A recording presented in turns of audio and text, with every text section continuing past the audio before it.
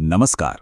आज हम एक ऐसी दुविधा पर बात करने वाले हैं जिसका सामना कभी ना कभी हर निवेशक को करना ही पड़ता है। मान लीजिए पोर्टफोलियो में कुछ शेयर लाल निशान में हैं, नुकसान दे रहे हैं, तो क्या वहां और पैसा लगाकर उन्हें एवरेज करना चाहिए? ये फैसला काफी पेचीदा हो सकता है। आज की इस चर्चा में हम मार्केट एक्सपर्ट आशीष बहती के एक बेहद सटीक विश्लेषण के जरिए इसी उलझन को सुलझाने की कोशिश करेंगे। तो सबसे बड़ा सवाल यही है, एवरेज करें या ना करें। अक्सर जब किसी शेयर का भाव खरीद कीमत से नीचे चला जाता है तो पहला ख्याल यही आता है कि निचले भाव पर और शेयर खरीदकर एवरेज प्राइस कम कर लिया जाए। लेकिन क्या गिरते हुए चाकू को पकड़ना हमेशा सही रणनीति होती है? आज हम दो बिल्कुल अलग परिस्थितियों वाले शेयरों का उदाहरण लेकर समझेंगे कि मेहनत की कैपिटल को कहां सुरक्षित रखना है और कहां रिस्क लेने से बचना है। ठीक है, चलिए इसमें गहराई से गोता लगाते हैं और कुछ वास्तविक आंकड़ों पर नजर डालते हैं। मान लीजिए एक निवेशक का पोर्टफोलियो डेटा हमारे सामने है। पहली स्थिति है आईआरबी इंफ्रा की, जिसके 2000 शेयर 66 रुपए के भाव पर खरीदे गए हैं। वहीं दूसरी तरफ है आईडीएफसी फर्स्ट बैंक, जिसके 500 शेयर 73 रुपए 50 पैसे के भाव पर लिए गए हैं। अब दिलचस्प बात यह है कि दोनों ही शेयर अपने खरीद भाव से नीचे ट्रेड कर रहे हैं। दुविधा यह है कि क्या इनमें से किसी में और पैसा लगाकर एवरेज किया जाए। यहीं से हमारी आज की केस स्टडी शुरू होती है। इस स्थिति को सुलझाने के लिए मार्केट एक्सपर्ट आशीष बहती का नजरिया बिल्कुल सटीक बैठता है। उनका साफ कहना है कि यह समझना बहुत जरूरी है कि एवरेजिंग की रणनीति हर शेयर पर लागू नहीं होती। यानी ये कोई फिक्स्ड फॉर्मूला नहीं है जो हर जगह काम कर जाए।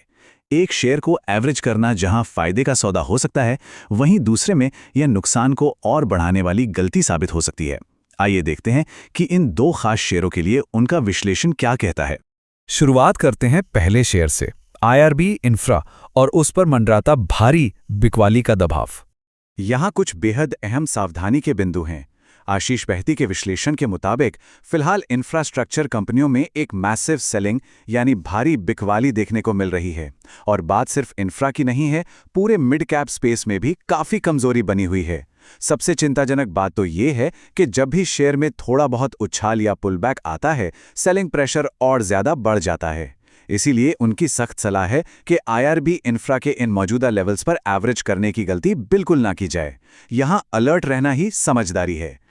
अब सवाल ये है कि पोर्टफोलियो में अगर ये शेयर पहले से हैं तो क्या करें। यहाँ 40 रुपए 50 पैसे का लेवल बहुत क्रूशियल है। एक्सपर्ट का डेटा बताता है कि अपनी पोजीशन को किसी भी बड़े नुकसान से बचाने के लिए 40 रुपए 50 पैसे के करीब एक बहुत ही सख्त स्टॉप लॉस जरूर मेंटेन करना चाहिए। ऐसे बाजार में अपनी कैपिटल को प्रोटेक्ट करना ही सबसे पहली प्रायोरिटी होनी चाहिए। अब मान लीजिए कि गिरावट के बाद कुछ रिकवरी आती भी है, तो क्या होगा? विश्लेषण साफ करता है कि अगर कोई बाउंस बैक आता भी है तो ऊपर जाने की क्षमता बहुत लिमिटेड है। ये स्टॉक अधिकतम 44 से 45 रुपए तक के ही लेवल्स दिखा सकता है। मतलब ऊपर जाने का स्कोप बहुत कम है और चार्ट्स पर नीचे गिरने का दबाव कहीं ज्यादा। इसीलिए ऐसी स्थिति में नई कैपिटल फंसाना बिल्कुल भी लॉजिकल नहीं है। चलिए अब आगे बढ़ते हैं और देखते हैं कि ये कैसे विकसित होता है। हमारी चर्चा का दूसरा हिस्सा, आईडीएफसी फर्स्ट बैंक और उसकी संभावित कैचअप रैली। यहाँ की तस्वीर इंफ्रा सेक्टर की निराशा से बिल्कुल अलग है।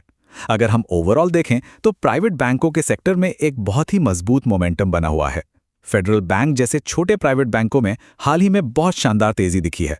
हालांकि आईडीएफसी फर्स्ट बैंक में अभी तक वैसी तेज रैली नहीं आई है, लेकिन वीकली चार्ट्स पर यह स्टॉक काफी सॉलिड मजबूती दिखा रहा है। एक्सपर्ट्स को यहां एक कैचअप रैली की पूरी उम्मीद है। आसान शब्दों में समझें तो ये बैंक अब अपने सेक्टर के बाकी साथियों की तेजी की बराबरी करने के लिए पूरी तरह तैयार दिख रहा है। तो इस मजबूत नजरिए के साथ आईडीएफसी फर्स्ट बैंक के लिए रणनीति क्या होनी चाहिए? इसके लिए 3 बहुत ही स्पष्ट चरण हैं। पहला चरण, यहां सुरक्षित रूप से अपनी मौजूदा पोजीशन में और शेयर ऐड किए जा सकते हैं, यानी यहां एवरेजिंग करना समझदारी वाला कदम हो सकता है। दूसरा चरण, रिस्क मैनेजमेंट हमेशा जरूरी है, इसलिए 77 रुपए पर एक क्यूमुलेटिव स्टॉप लॉस जरूर बनाए रखें। और तीसरा चरण, अगर बैंक निफ्टी की स्थिति सुधरती है और बैंकिंग शेयरों में वापस बाइंग इंटरेस्ट आता है तो ये स्टॉक 89 रुपए तक के शानदार टारगेट दिखा सकता है। तो सबसे महत्वपूर्ण बात यह है जो इस पूरे विश्लेषण के निष्कर्ष के रूप में सामने आती है। हमारे पास एक ही पोर्टफोलियो के अंदर दो बिल्कुल अपोजिट कहानियां हैं। एक तरफ आईआरबी इंफ्रा है जो मिड कैप और इंफ्रा सेक्टर की भारी बिकवाली का शिकार है। यहां सीधा सा मैसेज है, एवरेज न करें और सख्त स्टॉप लॉस लगाएं। वहीं दूसरी तरफ आईडीएफसी फर्स्ट बैंक है जो एक मजबूत मोमेंटम वाले सेक्टर का हिस्सा है और चार्ट्स पर अपनी ताकत दिखा रहा है। यहाँ शेयर जोड़ना सुरक्षित माना जा रहा है। ये डेटा बहुत ही खूबसूरती से समझाता है कि बाजार में सिर्फ भाव का गिरना एवरेजिंग का कारण नहीं होना चाहिए, बल्कि उस सेक्टर की ताकत असल वजह होनी चाहिए। और अब इस चर्चा को खत्म करते हुए एक विचारोत्तेजक सवाल जो हमें खुद से जरूर पूछना चाहिए। बाजार में जब भी पुल बैक या गिरावट आती है तो ये अलग अलग सेक्टर ट्रेंड्स भविष्य की पोर्टफोलियो रणनीतियों को कैसे बदल सकते हैं? क्या गिरावट के समय सिर्फ नुकसान वाले शेयरों को आंख मूंद कर खरीद लेना चाहिए, या उन सेक्टर्स को पहचानना चाहिए जिनमें असल में वापस ऊपर उठने की ताकत है? इस पर जरूर विचार कीजिएगा, क्योंकि यही वो अप्रोच है जो एक आम निवेशक को स्मार्ट निवेशक बनाती है। आज की इस चर्चा में जुड़ने के लिए बहुत बहुत धन्यवाद। सीखते रहें और डेटा के आधार पर स्मार्ट फैसले लेते रहें।